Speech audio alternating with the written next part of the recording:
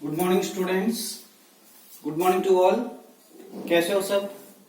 आज हम 12th class में केमिस्ट्री क्लास के अंदर aldehydes, ketones and carboxylic acids, जो कि आपका 12th चैप्टर है, third chapter of second book, ये हम आज स्टार्ट कर रहे हैं। और स्टार्ट करने से पहले ये जो चैप्टर है ये बहुत ही इंपॉर्टेंट चैप्टर है। तो ये इंपॉर्टेंट चैप्टर इसलिए है कि इसमें कार्बोक्सिलिक एसिड कार्बोनिल ग्रुप जो है, C डबल बॉन्ड O जो है, जो कि वेरी रिएक्टिव कंपाउंड है, उसकी मतलब डिटेल में स्टडी कर रहे हैं हम। ठीक है, तो इसमें स्टार्टिंग में हम एल्डिहाइड, कीटोन्स, उसके बाद ये दोनों साथ में पढ़ेंगे, जैसे आपने अल्कोहल्स और फिनॉल्स पढ़े हैं, और लास्ट में आपने पढ़े थे ईथर्स। उसी तरीके से यहाँ पे कार्बोक्सिलिक एसिड्स जो है वो हम लास्ट में पढ़ेंगे एक साथ। और उससे पहले हम ये दोनों पढ़ लेंगे, एल्डिहाइड्स एंड कीटोन्स। तो ठीक है स्टूडेंट्स, तो देखिएगा सबसे पहले क्या होते हैं aldehyde, ketones and carboxylic acids. देखो C डबल बॉन्ड O ये है कार्बोनिल ग्रुप। ठीक है, तो ये जो कार्बोनिल ग्रुप है उसके साथ जब हाइड्रोजन लगा हुआ है, मिनिमम 1 हाइड्रोजन एक तरफ, तो इसको हम बोलते हैं एल्डिहाइड, जिसको ऐसे लिख सकते हैं, इसको बोलते हैं एल्डिहाइड। अब हम कीटोन्स की बात करते हैं, दोनों तरफ क्या लगा हुआ है, कार्बन लगा हुआ है, तो इसको हम बोलते हैं कीटोन। ठीक है, जब आपने C डबल बॉन्ड O के एक तरफ OH लगा हुआ है, इस कंपाउंड को बोलते हैं कार्बोक्सिलिक,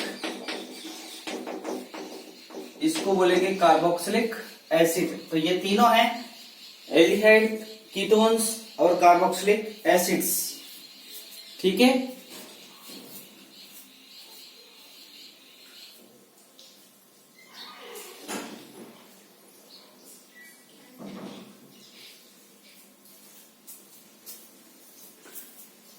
इसमें दो कंपाउंड्स और हैं जो कार्बोक्सिलिक एसिड्स के डेरिवेटिव्स हैं। वो हैं, आपने यहाँ पे X लगा हुआ है, तो इसको बोलते हैं असाइल हैलाइड्स। तो असाइल हैलाइड्स जो है वो भी हम काम में लेंगे प्रिपरेशंस करने के लिए। तो ये क्या है, C डबल बॉन्ड O और X, इसका X की है हैलोजन। ठीक है, इस कंपाउंड को क्या बोलते हैं, असाइल हैलाइड्स।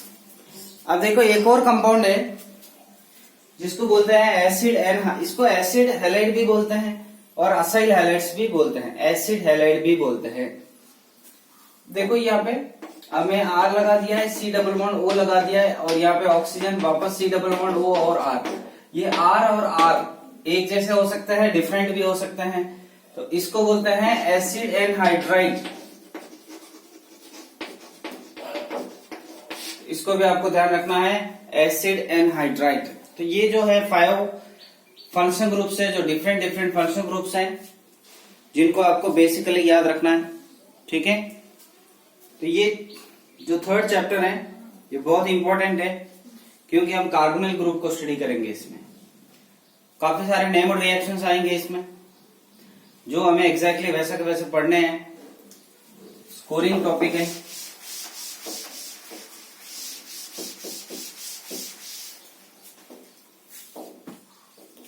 देखो अब अपन चलते हैं IUPAC और कॉमन नेम्स पे। ठीक है, तो देखो कुछ एग्जांपल्स अपन लेते हैं जो IUPAC में है। देखो मैंने लिख दिया CH3CHO। ठीक है, इसका IUPAC नेम लिखना है। मैंने लिख दिया है CHO बेंजीन रिंग के साथ, इसका हमें लिखना है। मैंने लिख दिया CH3CH, यहाँ पे लिख दिया Br CH2 C double bond O hydrogen. इन तीनों के कॉमन नेम और IUPAC देखते क्या होता है, लिखिएगा क्या होगा। देखो इसका IUPAC नेम क्या होगा, 1 और 2 क्या होगा, इथेनल होगा, अल AL लिखते हैं, है ना एल्डिहाइड्स में। इसका नेम क्या होगा, बेंजाल्डिहाइड। देखो इसका IUPAC नेम और कॉमन नेम यही है, बेंजाल्डिहाइड। लेकिन इसका जो कॉमन नेम है, कॉमन नेम वो एसिटाल्डिहाइड है, एसिटाल्डिहाइड। ठीक है, एसिटाल्डिहाइड बोलते हैं इसको। ये वाला दो है, इसको कॉमन नेम क्या है, एसिटाल्डिहाइड, और आईयूपीएसी नेम क्या है, इथेनॉल है। और ये देखो इसका क्या नेम होगा, 1 2 3 4, तो इसका नेम क्या होगा, 3 ब्रोमो 1 2 3 4 ब्यूटेन 1 अल, यही होगा। अब इसका कॉमन नेम देखिए, क्यों कॉमन नेम क्या होगा। देखो आपको सभी को पता है कि अल्फा बीटा पोजीशंस क्या होता है। ठीक है, देखो जब ये कार्बोनिल ग्रुप है, इसका कॉमन नेम कैसे लिखना है हमें, इस तरीके के चेन कंपाउंड्स के, इसके पास वाला जो कार्बन है उसको अल्फा बोलेंगे, फिर बीटा बोलेंगे, और फिर बोलेंगे गामा। ठीक है, तो बीटा पोजीशन पे क्या लगा हुआ है, ब्रोमो लगा हुआ है, तो हम इसका कॉमन नेम लिखेंगे, common name beta bromo. 4 carbon है टोटल, ब्यूटेराल्डिहाइड, ब्यूटेराल्डिहाइड क्या होगा, ब्यूटेराल्डिहाइड। तो ये इसका कॉमन नेम है, बीटा ब्रोमो, 4 कार्बन से ब्यूटेराल्डिहाइड बोलेंगे इसको। तो क्लियर है बात। और भी हम आईयूपीएसी करते हैं, देखो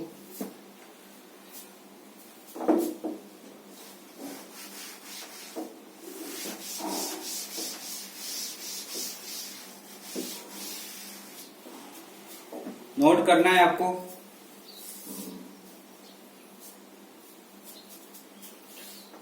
इसका आईयूपीएसी करिएगा, ये एक हेक्सेन रिंग है और CHO लगा दिया है मैंने, इसका आईयूपीएसी नेम लिखना है, और इसका आईयूपीएसी नेम लिखना है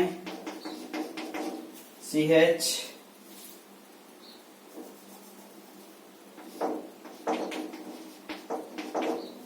इस तरीके से, यहां डबल बॉन्ड लगा रहा हूं, C+OH।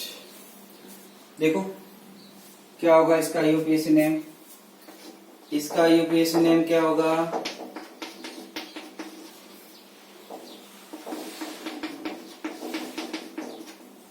ठीक है, कुछ कीटोन्स कुछ एल्डिहाइड्स हम ले रहे हैं, और इसका क्या होगा,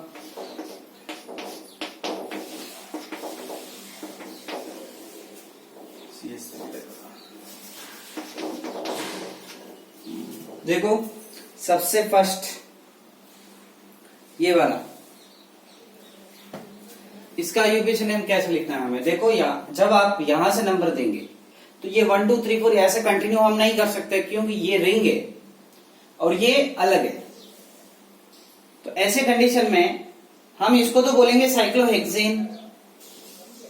अब इसका नेम, इसका पूरे का नेम लिखना है तो एल्डिहाइड लिखेंगे नॉर्मली, लेकिन इस कार्बन को हम इंक्लूड नहीं कर पा रहे हैं, तो साइक्लोहेक्सेन कार्बाल्डिहाइड लिखते हैं, क्योंकि कार्बन को हम यहाँ पे नंबरिंग नहीं दिया है, तो कार्बाल्डिहाइड लिखा जाएगा। तो इसका नेम है साइक्लोहेक्सेन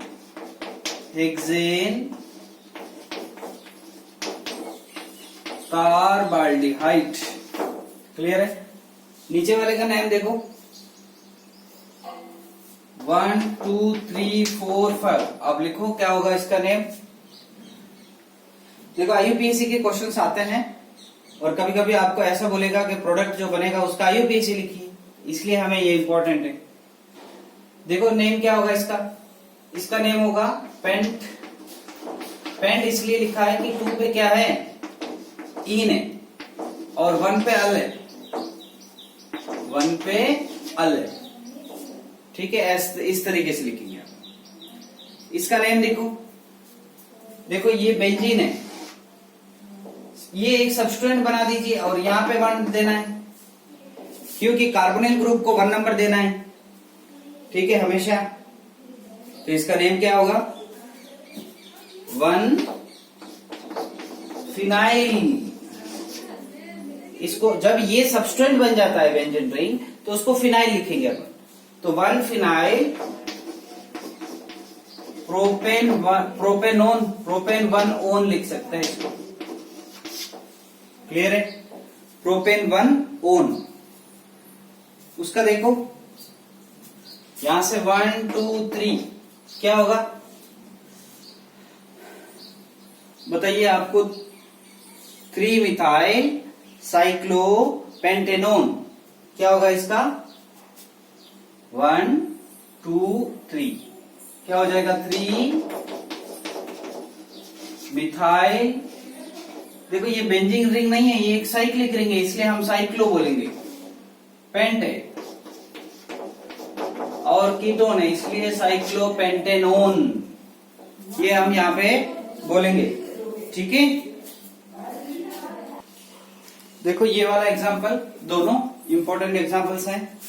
देखो यहां पे एल्डिहाइड और कीटोन, एल्डिहाइड और कीटोन दोनों आए हैं, तो हम देखो इसमें कैसे नंबरिंग देंगे।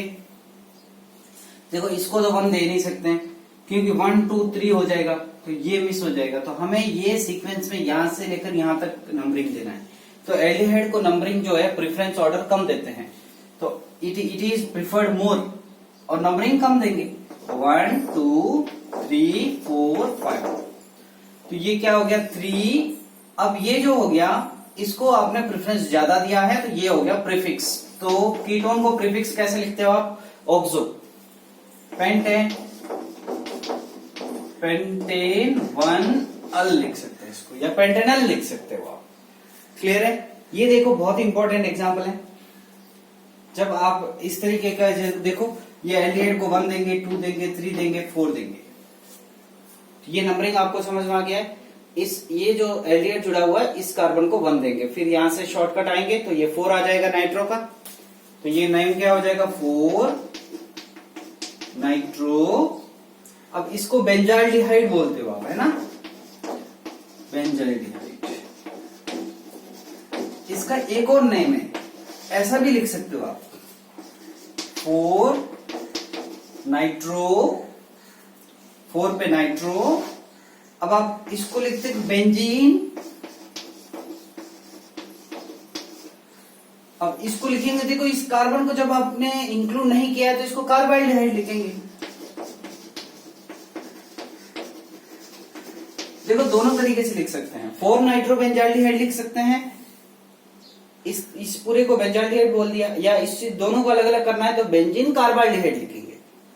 तो जब कार्बन को आप इंक्लूड नहीं करना है तो इस पूरे को लिखना है कार्बन के साथ, तो आप कार्बाल्डिहाइड बोलेंगे। सिर्फ एल्डिहाइड बोलेंगे तो ये कार्बन इसके अंदर इंक्लूड हो गया, इसका मतलब। तो ठीक है स्टूडेंट्स, तो these are the IUPAC names of aldehydes and ketones.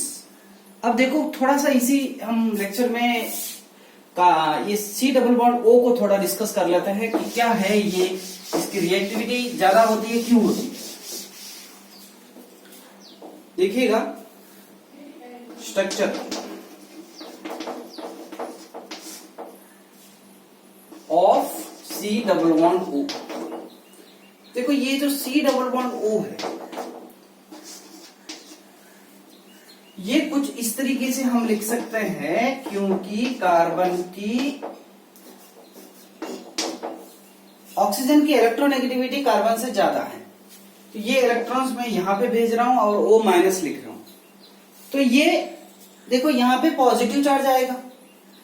तो ये कार्बोनिल ग्रुप रिएक्टिव इसलिए है कि यहां पे जो है इलेक्ट्रोनेगेटिविटी का difference, because of the electronegativity difference this carbonyl group is highly reactive. There is a dipole moment, there is the charge separation between carbon and oxygen due to electronegativity difference, hence it is highly reactive. Because of this, oxygen is getting minus charge, hence it is a nucleophilic, it is nucleophilic, and this carbon getting positive charge, hence it is electrophilic.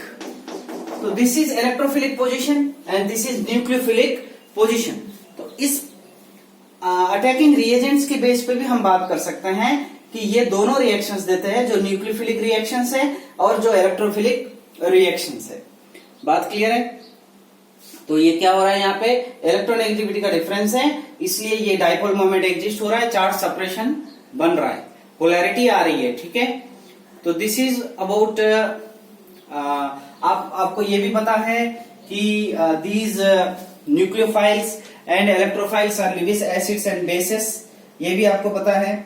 तो मुझे बताइए जब electrophilic होगा तो ये क्या हो जाएगा, लिविस एसिड होगा, और जब ये हो जाएगा तो लिविस बेस होगा। तो these are the structures of C double bond O, hence it is highly reactive।